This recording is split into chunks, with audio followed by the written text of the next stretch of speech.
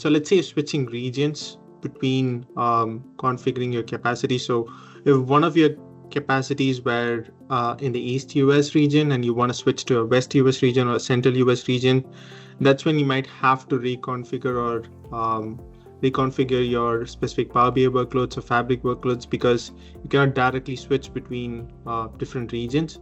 So you might have to take a backup of your code components. So if it's a pipeline, you might have to script them out as JSON objects.